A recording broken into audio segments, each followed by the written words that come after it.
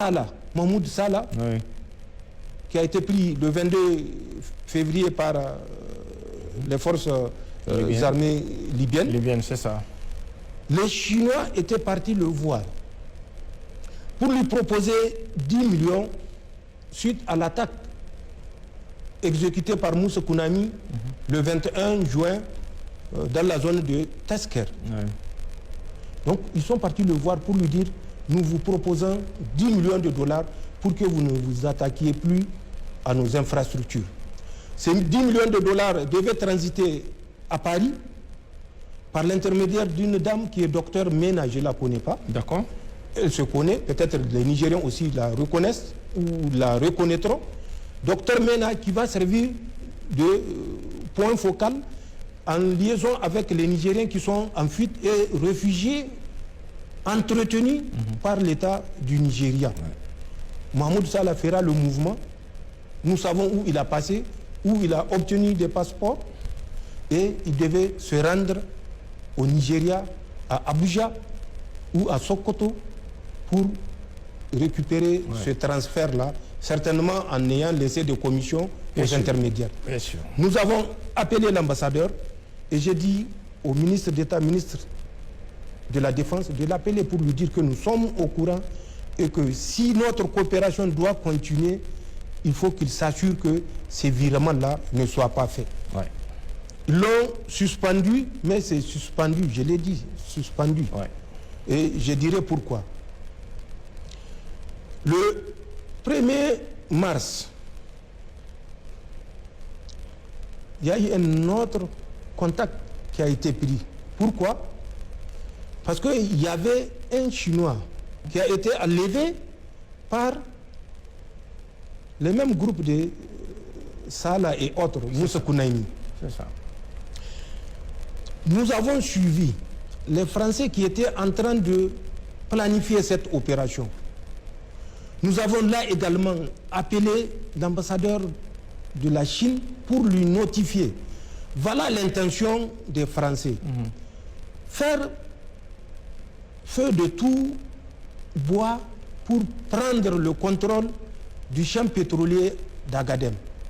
Ils ont envoyé à travers les Moussa Kounami, le Mahmoud Salah, des éléments pour kidnapper des expatriés chinois et réclamer de l'argent. Nous l'avons informé. Je l'ai mieux orienté vers la DG2SE pour lui faire un mémo qu'il doit transmettre à ses compatriotes qui sont sur le champ pétrolier. Qu'aucun Chinois ne bouge sans escorte. Qu'aucun Chinois ne bouge sans escorte. Il a pris note, on lui a remis le mémo, il est parti. Moins d'une semaine après, on apprend un Chinois s'est levé avec un véhicule, 2 gardes, pour sortir en mission. Et pire, l'itinéraire qu'il a suivi, personne n'est au courant de cet itinéraire-là.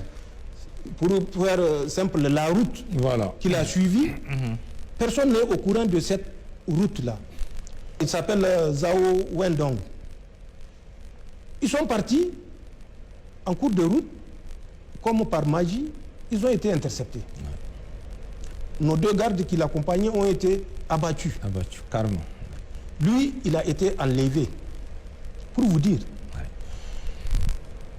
le 1er mars, ils se sont déplacés, les Chinois, pour aller à l'intérieur d'un pays voisin, négocier avec ces mêmes bandits qui ont enlevé le Chinois pour leur proposer 15 millions de dollars et 150 véhicules 4x4 de type Toyota.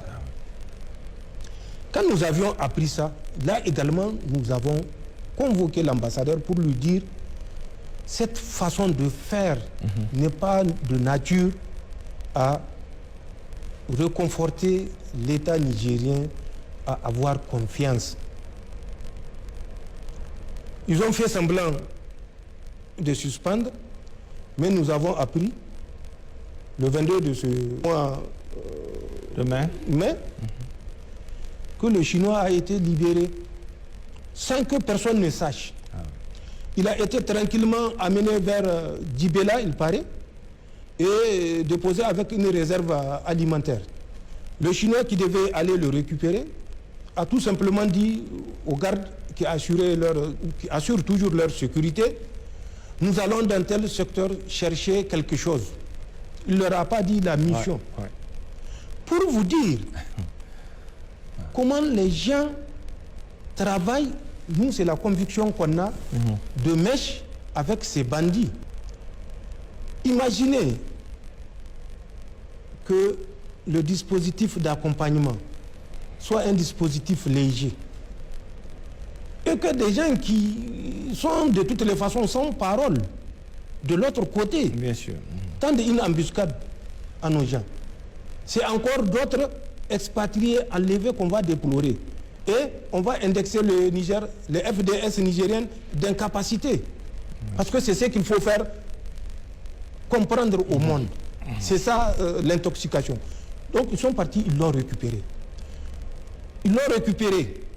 Ils n'ont pas informé les autorités nigériennes. Rien. Ils l'ont rapatrié ici à Niamey. Et je crois que le 22, il a pris un vol et il est parti. En Chine. Alors que dans de telles circonstances, le minimum, c'est que le pays soit associé. Parce que nous avons des questions. Bien sûr. Nous avons des doutes à lever.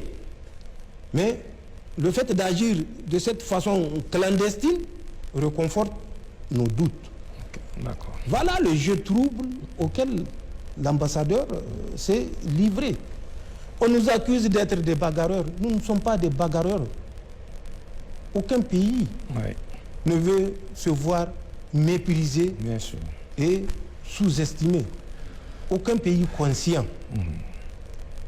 À plus forte raison, les autorités d'un pays conscient qui a fait le serment que Dieu serve, soit le témoin entre lui et le peuple s'il trahit les intérêts du peuple. D'accord.